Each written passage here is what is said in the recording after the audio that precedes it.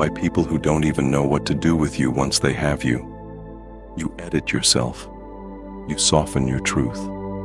You shrink the parts that might make them uncomfortable, just to fit inside a story that was never written for you. And when they finally leave, you think it's your fault. That maybe if you were more this or less that, they would have stayed. But what if rejection isn't failure? What if it's exposure? What if it's the moment you're forced to confront how much of yourself you've given up just to be loved? Because here's the truth no one tells you. You become magnetic the moment you stop trying to be. The moment you no longer perform for closeness. The moment you don't need their yes to validate your worth. Rejection doesn't destroy you. It reveals you. It rips away the illusion that someone else is the source of your peace.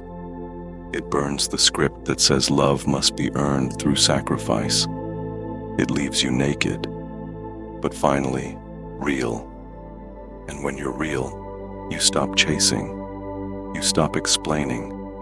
You stop auditioning for a part you were never meant to play. You learn that the most attractive person in the room isn't the loudest, isn't the most perfect. It's the one who's least dependent on being seen. You start to notice the shift when you stop needing the reply. You send the message, and then you don't check your phone 5 minutes later. You say your truth, and you don't rush to soften it with a follow-up. You sit in the silence and realize you're not afraid of it anymore. That's how it begins, quietly, without ceremony, without anyone clapping for you. Because growth never feels like a celebration.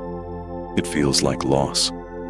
You grieve the old version of you, the one who cared too much, too quickly, the one who always stayed longer than they should have, the one who begged to be seen in places where the lights were never meant to shine on you. But after the grief comes something else.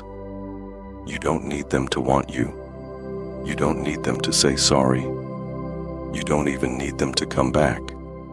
Because for the first time, you're enough for you. And that's what people feel, even if you never say it.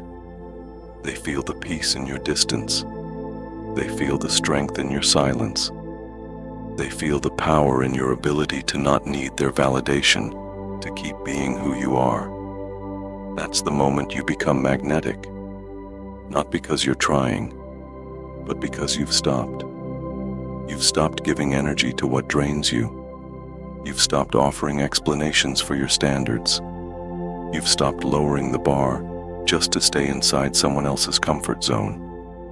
And now, instead of chasing, you attract.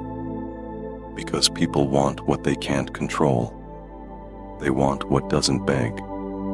They want what walks away without burning down the room. They don't know what to do with you anymore. You used to reach out first. You used to ask what was wrong. You used to overthink every silence like it was your fault. Now, you don't. You let it breathe. You let the space grow. You let people show who they really are. When you stop giving them the version of you that made things easy. And that's unsettling. Because you were their emotional safety net. The one who fixed the vibe. The one who made rejection easier by being nice about it. But now your silence is sharp. Not because it's angry, but because it's clean. And when rejection no longer breaks you, you become dangerous. Because people are used to guilt being their power. They're used to your reaction being their validation. They're used to your need as proof that they mattered. But when none of that works anymore, when you stop flinching, stop chasing, stop caring the way you used to, you flip the script. Now they question themselves. Now they feel the absence.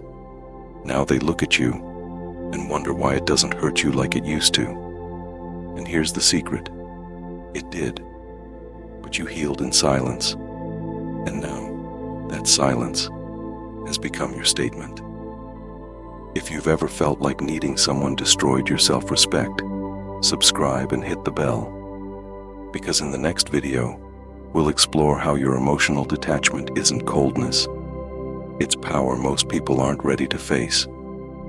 You don't flirt with silence anymore. You live in it. Because you've realized that presence isn't volume, it's weight. And the heaviest thing in any room is the person who doesn't need anything from it.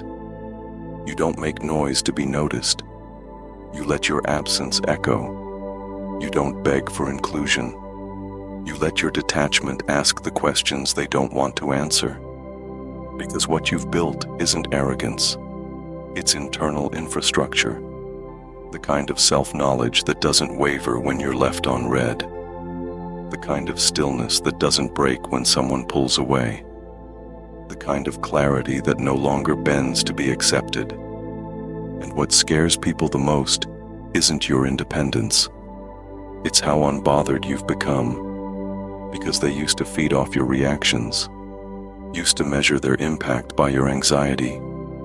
Used to believe that if they left, you'd fall apart. But now they see it. You didn't just survive the rejection.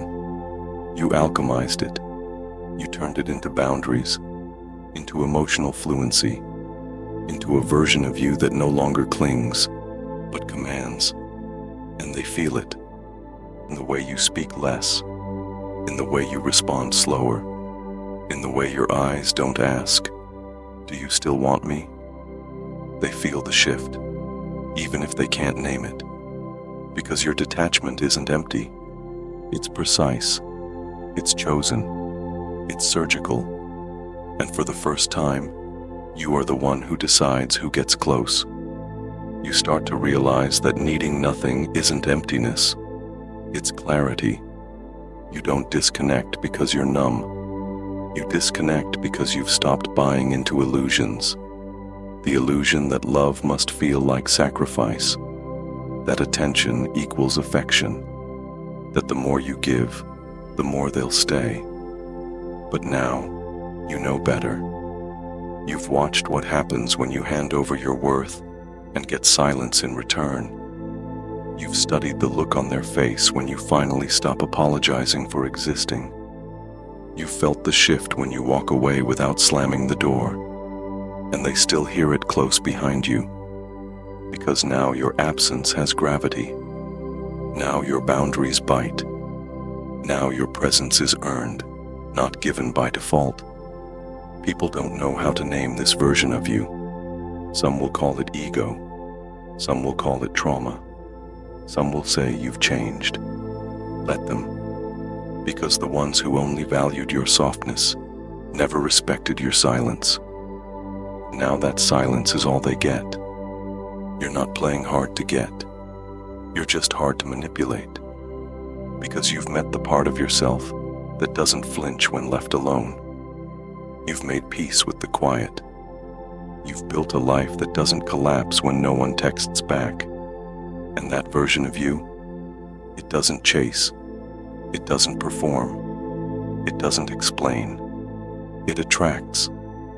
Not because it's trying, but because it doesn't need. Now you don't ask, "What do they think of me?"